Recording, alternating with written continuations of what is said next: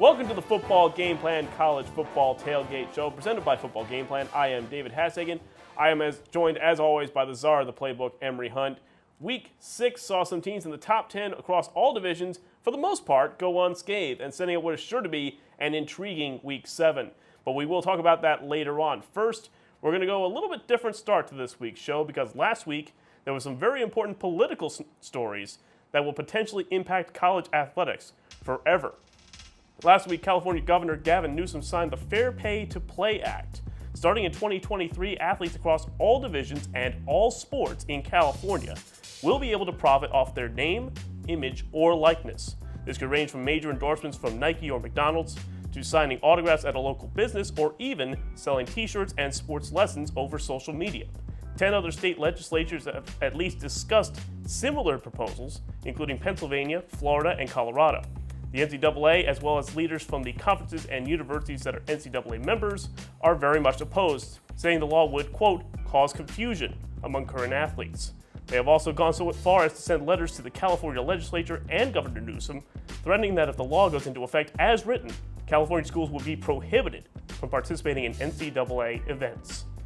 Emery, there's a lot of opinions on this issue. As a former college athlete, what are your thoughts on this new law and where do you think it will go in the future? I love the new law because it allows you the opportunity to take advantage of your assets as a commodity. Because when you look at playing college football, you are a college athlete yourself. You see yourself out there a lot, and a lot of people within that local area associate themselves with you as the brand or you as a part of the program. And if you're not going to pay players, at least allow me as the player to make money off my own name and likeness, which could open the door for the return of an NCAA football game, which could open the door for what you mentioned about selling t-shirts, selling social media lessons on social media, having a YouTube channel. All of that to me is exactly what you want in being able to make money off your own likeness. Because again, a lot of players won't go to the NFL or NBA or play professionally. And the NCAA already has this commercial of going pro something other than sports. And we know a lot of guys won't go pro in the sport that they play. So here's an opportunity to have a chance to make money off your name while you are hot, so to speak, and as opposed to waiting until you graduate and trying to find a way. Here's an opportunity to really close that gap. I don't know why the NCAA, I know why the NCAA is so against it because it's less money for them, but it doesn't, if you're the NCAA, this is perfect because it takes you off the table for trying to find ways to pay players and allow the players to go and then make money off themselves. I don't see why this is a big issue for everyone. I know people are bringing up, ridiculous statements on, what about those, you're not going to make as much money as a star quarterback. Okay, duh. Yeah, that's why he's the star quarterback. I'm whoever I am on the team. I'm going to try to find, maybe I can't get a Nike endorsement, but if I can get, Saucony to give me some endorsement money, or maybe I can't get the local, the national chain of restaurants like McDonald's, but if Joe's Pizza in town wants to give me a little cash to promote Joe's Pizza, I'm fine with that because that's my market. If I'm an ugly person, I'm not going to be upset at the supermodel. Like, why can't I be a supermodel? Because I'm ugly. Like, no, you have to work with what you have. And this is an opportunity for athletes of all, sports to do just that. I think this is a great idea and actually maybe beneficial to these non-revenue generating sports. Women's sports are probably going to make the most because women seem to be the most popular. They sell more. More ads are generated for women to buy. The women's national soccer team is a big example of that. Bingo. And you look at like women's basketball, women's volleyball, soccer, softball, I think they're about to eat more so than these men's sports. And I think it gives everybody a level playing field to where they can have a chance, an opportunity to get paid. Especially, and we talk about it from different sides of the spectrum. You were a Division I football player. I was a Division III golfer in Massachusetts. And for Division III athletes who get no scholarship money whatsoever, unless it's an educational scholarship, this gives you the opportunity. For me, it wouldn't be more than maybe $30 golf lessons. But still, if you are a student that is struggling, that wants to take care of their family as well, which is the case across the board, no matter what the sport, it gives the athlete an opportunity to do that. And it's very similar to what the Olympic model is right now. And they've used that for years without paying the athletes directly. So for the NCAA, they're not losing any money off this at all. They're allowing college athletes to do what every other college student can do. currently on their campus, and that is to make enough money where they can survive, they can support family, they can make a little more extra income while they're on campus. So I'm completely for this, and we'll certainly see where that goes moving forward. Certainly a complex issue, and we'll follow any developments. But now let's get back to the field, and we'll start with our first game of the week, a huge matchup in the SEC. Strength versus strength matchup. Number 7 Florida taking on number 5 LSU. What's the critical position versus position matchup we should look at for this ball game? Well, we saw Kyle Trask do a great job and try to move that football team down the field, the Florida Gators.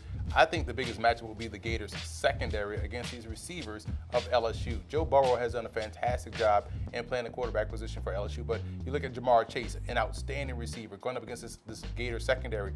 If the secondary of Florida can win those one-on-one matchups, it puts a lot of onus on LSU to be able to run the football more effectively than what we're seeing now. I think that's the biggest, quietly, that's going to be the biggest X factor for Florida, or the biggest matchup that I'm going to be looking to watch. Florida's defense was certainly an X factor in their game last week. Do you see that as the big X factor for them this week? The biggest X factor in total, let's say for both teams, Florida, I think is going to be Kyle Trask. Can he stack back-to-back good performances and protect the football? He turned the ball over a lot against Auburn. They were lucky to still be in that ball game and win that game because Bo Nix turned the ball over a lot too. So Kyle Trask protecting the football, and for LSU, the biggest X factor will be their running game. If the running backs can have success, it takes pressure off of those receivers. It forces Florida to focus more on the ground game. Now you can take your shots deep down the field. So the running game for LSU will be the biggest X factor. This is a huge game in terms of not only the SEC title game, but as well as a potential second SEC team in the football playoff. How do you see this game going? I actually like LSU in this ball game. I liked Florida against Auburn last week because I thought Bo Nix, being a true freshman against that defense, will struggle, and he did. In this game, LSU looks dangerous on both sides of the ball. Joe Burrow is a seasoned vet. He has protected the football. They can run the ball fairly well. I think they're going to do a great job in running the football very well against Florida. I don't trust Trask to protect the football against his hungry Tigers defense. I'm taking LSU. Going to be a really fun ball game to watch in the SEC. When we return, we will preview some more of the big FBS matchups coming up in Week 7, including a second game of the week here on the Football Game Plan College Football Tailgate Show. Football Game Plan is brought to you in part by Ninth and Lux. Visit the website, ninethandlux.com, and check out the clothing gallery. Do You Music, with featured artist IW and his latest album, Season 2. You can check that out on iTunes as well as doyoumusic.com. Nesby Phipps, art, life, entertainment. NesbyPhipps.com. Grind It Out Fitness. Visit the website, grinditoutfitness.com, and download the app. Be sure to order your copy of the Go-Go Offense by Coach Brennan Marion on footballgameplan.com/GoGoOffense. Coach Marion goes through the ins and outs of his explosive offense, one that's tearing up the college football field and putting a lot of points on the scoreboard. Again, you can order your copy at footballgameplan.com/GoGoOffense. Welcome back to the Football Game Plan College Football Tailgate Show here on the Game Plus Network. David Hassagen here with Emory Hunt, the czar of the playbook. It's now time to break down some of the big matchups in the FBS, and let's start with a second feature game of the week, one of the biggest and fiercest rivalries in college football. It's the Red River Showdown, number 6 Oklahoma, number 11 Texas. Who is the big matchup to watch in this game in the Big 12? Obviously, everyone wants to focus on the quarterbacks and Sam Ehlinger of Texas and Jalen Hurts of Oklahoma, but I think it's going to be the running game of Oklahoma that's the biggest X factor. And matter of fact, for both teams, I like both tailbacks. I like their situation. If both running games can take some of the pressure off this passing attack, we know both teams will be aggressive and try to get after the quarterback and shut them down and make the other team beat them running the football. So I think the biggest X factors will be both running games. I think this is one of those unique matchups where it's pretty split down the middle as far as what teams bring to the table talent-wise. So you focus on who can control the ball, which is why you focus on the running game. Biggest question is going to be the defense for both sides. Who has to step up in terms of positional sense for both teams? I think Oklahoma's ability to apply pressure will be key. Ehlinger is a dual threat athlete that can do a lot of damage on the ground as well as through the air with his arm. Same with Jalen Hurts, but we've seen Jalen Hurts do a little bit more from the passing game. Ehlinger is going to be asked to be a much better passer in this ball game because Oklahoma will try to get pushed and try to condense that pocket, make him play from within that tackle box. So him being a better passer than Jalen Hurts this weekend will be the biggest key and the biggest X factor, or the biggest matchup to watch. Who do you think wins this ball game? It's always a tight game every single season. Well, it's one of the best games on the college football calendar. I think because of what we've seen from Oklahoma so far, their passing game, Jalen Hurts' ability to lock in tight game situations, and also big games, he tends to rise to the occasion. I like Oklahoma in a very close one against Texas. If you're a betting guy, I would probably take the over on this one, because I do think we'll see both teams have success moving the football. The defense will get a key stop here or there, but it will come down to which quarterback do you trust in crucial situations. And to me, that's always going to be Jalen Hurts against anybody in the country. Let's continue on with some of the other games in the FBS to watch. We start with number 23 Memphis taking on Temple. Temple's been one of those teams that's given everybody trouble this year. Always a tough opponent, but Memphis, we've seen them here before, right on the edge of the top 25, trying to break through and stay in that top 25 this time around. Temple almost laid an egg last week against East Carolina. Had a weird situation where they were actually blowing out the Pirates, and the lights went out in the fourth quarter. Came back on, and the Pirates came back and made it a game, got within 10. But Temple was able to hold on. I think their offense has to get off to a better start against an explosive Memphis Tigers team. I like Temple in this ball game. Offense versus very sound defense. I will trust the Temple Owls defense to get the win against Memphis. Certainly going to be an interesting one to watch there in the best of 5. We move now to the Pac-12. Washington State taking on number 18 Arizona State. The Sun Devils are one of the best kept secrets in the Pac-12, and maybe they are the best bet for a Pac-12 team in the college football playoff. It's interesting to see them do all of this and have all of this success with a true freshman quarterback in Jaden Daniels and what he's been able to do. We've seen this Arizona State team knock off a top 15 team in Cal. Very good defense. Daniels was able to supersede that and have success. Washington State is always a good team early on in the season until they get tested. And we've seen them lose games where they've been tested. That's happened earlier in the year. They lost. It's going to happen again against Arizona State. The defense and the way Herm Edwards is coaching that football program and doing a great job in building those guys up, I like the Sun Devils, not only today, but moving forward. They're going to be really good. Washington State's offense has sputtered a little bit the last couple of weeks. It'll be interesting to see how they rebound against that Sun Devil defense. Let's move now to the AAC, a critical game. Number 25 Cincinnati taking on Houston. This is always a massive contest when these two teams get together. Cincinnati, though, is the favorite this time around. Houston's had the better of the play the last couple of years. How do we see this one playing out in the AAC? It's going to be unique because Cincinnati is coming off a landmark win, on Friday night. Big game against UCF. They were able to get the win against the Knights, because they're not Golden Knights anymore. They're just the Knights. We don't want to get our Twitter mentions flooded by UCF fans saying, hey, we're the Knights, not the Golden Knights. But Cincinnati did a great job that Friday night. Offense, defense, special teams. Their defense, their secondary is phenomenal. I think in this ball game, when you look at what they do well on defense, because they're able to match up and cover, they're going to do a good job of squashing the passing attack of Houston. I like the Bearcats. I don't think they'll let last week's win get to their heads. They'll win this one against the Cougars. And one more game to talk about here before the break. Texas Tech taking on number 22 Baylor. Another unsuspecting team that's gone undefeated so far, but expect a lot of points in this one because we always get it when these two teams match up. Texas Tech last week shocked me because their defense showed up and really put the clamps on the Oklahoma State Cowboys, whose defense had been the story so far in the early parts of the season. I thought Oklahoma State was going to run away in that ball game. They were dominated by Texas Tech. Baylor has been one of the more well-balanced teams in the country and also in the conference. And quietly, the Big 12 has played defense. Oklahoma State's defense was good. Texas Tech's defense was good last week.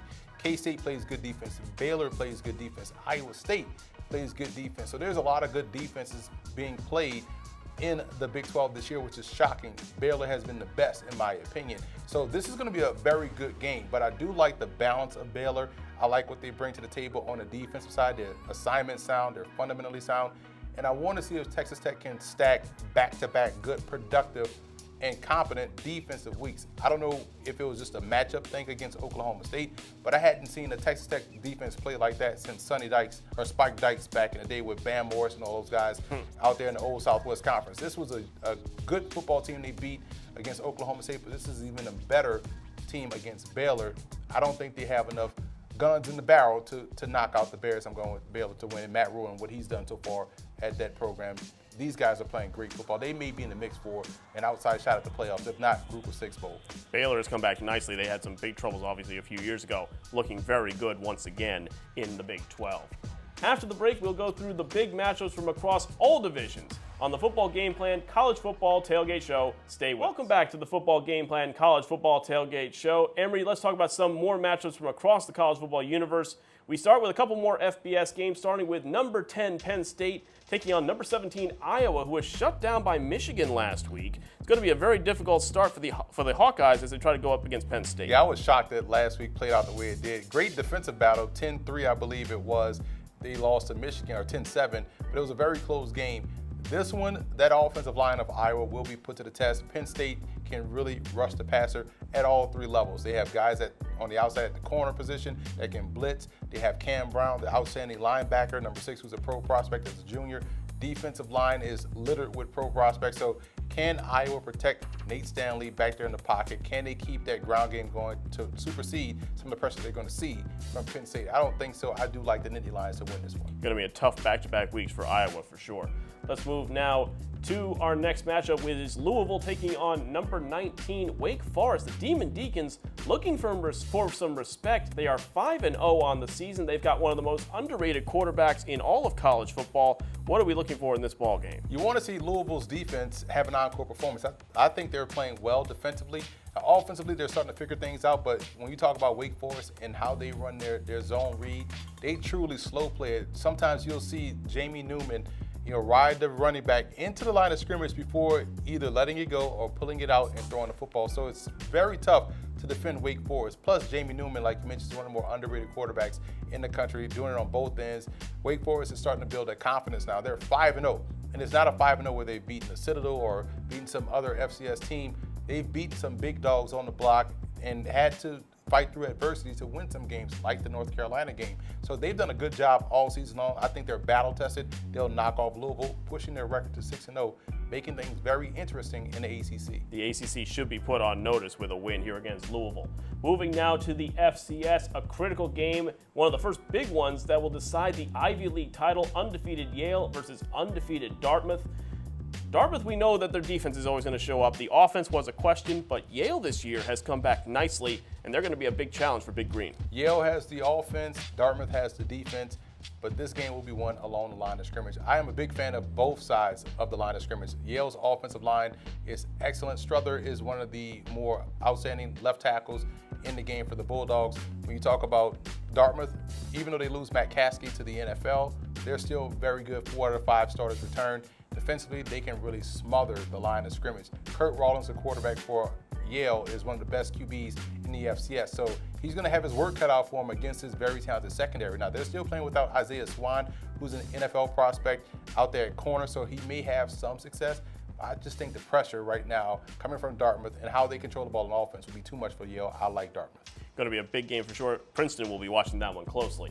We move now to the MEAC. FAMU taking on South Carolina State. FAMU slowly erasing last year's disappointing finish where they lost the MEAC title and a spot in the Celebration Bowl. South Carolina State, though, is a team that more and more people are talking about in the FCS, and they're starting to get votes in the FCS polls. Well, because they're playing good defense. They're good along the offensive line. Tyree Snick, the quarterback, is protecting the football, keeping the offense on pace. When you look at a head coach Buddy Pugh coach football team, they're going to be sound along the line of scrimmage. We talked about McKeever, the defensive tackle, Paul McKeever, pro prospect. They do a great job in developing guys and getting them up to speed. Their defense is phenomenal. Offensively, they can run the ball. They got great depth in the backfield. FAMU's offense is explosive.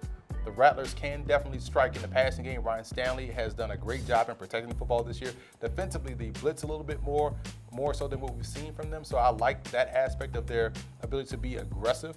In this game, can they stop the run? That's going to be the biggest key. That's always a key. You have to get South Carolina State in second and long, third and long situations. So if they can't win on first down, they're not going to win this game. I actually like South Carolina State in this ball game. This Bulldog team showed something to me last year. I think it's carrying over to this season. Very special group down there in Orangeburg, South Carolina. Let's move on to our next game. We go to the PSAC in Division II, East Stroudsburg taking on Kutztown. We know about East Stroudsburg. We've mentioned them before after knocking off FCS program Wagner, but this is a big game in the PSAC East between East Stroudsburg and Kutztown. Kutztown is another one of these point of attack teams. The Golden Bears do a great job of blitzing. And when you look at East Stroudsburg, I was impressed with the quarterback play. That's been an issue for them for quite some time. And now they're getting balance from the quarterback position. Defensively, they're active. Last year, they were a very young team. A lot of freshmen were playing. And this year, beating Wagner and continuing to be a competitive team in the PSAC, putting themselves in position for an at-large bid in the Division II playoffs. This is a huge game. I do like them to go on the road and knock out Kutztown. Kutztown, is one of those teams that no one really focuses on when you're talking PSAC. You always talk about Westchester. You're talking about the teams out west, IUP, Slippery Rock, those teams. But Kutztown has done a great job in being consistent, and they are a very prominent team in Division II. But this seems to be East Stroudsburg year. I do like the Warriors. Talking about another D2 power program, that is Northwest Missouri State. They host Pittsburgh State. They've been D2 powers for over the last decade or so. The Gorillas making it to the semifinals a few years ago. Northwest Missouri State several times D2 national champions. How do you see this ball game going? The battle of unbeatens right now. You talk about the PSAC being a premier conference, but the MIAA in Division II is just probably, if not the best. When you talk about Pittsburgh State, you're talking about Northwest Missouri State. This is going to be a real good game. Defensive battle, in my opinion, is going to come down to special teams. I will side with the Bearcats in that regard. I do like Northwest Missouri State. Let's move now to Division III. Hendrix taking on Berry College. Both teams undefeated. Berry ranked in the top 10 last week. This game played at the aptly named Valhalla Stadium. How do you see this ball game going? Berry is one of the powerhouses and the teams to beat. Yeah, Berry is the team to beat. Berry is the team that I believe is going to win this ball game. Like you mentioned, battle of unbeatens, and to get this far into the Division III season and to see this many unbeaten teams speaks volumes of the talent that's down there this year. But I do like Berry College. And one last game to talk about in the state of Minnesota. Bethel taking on St. John's. A critical top 10 matchup in Division III that'll go a long way to decide who is a favorite to challenge Wisconsin Whitewater and Mount Union. Well, you talk about St. John's in this game. Jackson Herdman, the quarterback, is phenomenal. Digging into his background, the reason why he's so good, and he's been good since high school. He had some injuries in high school. Ended up walking on to the University of Minnesota, transferred out to then go to St. John's, which is in Minnesota, a historic program. He is on the NFL radar. I think he will be the difference in this ball game. I like the Johnnies to knock out Bethel. A lot of great games to watch in Week 7, but that'll do it for us here on the Football Game Plan College Football Tailgate Show. Don't forget to go to youtube.com/footballgameplan for the FCS Conference Whip Around, and check out the FCS Opening Drive podcast on SoundCloud and iTunes. For Emory Hunt, I'm David Hassagen. Enjoy Week 7, and thanks for watching.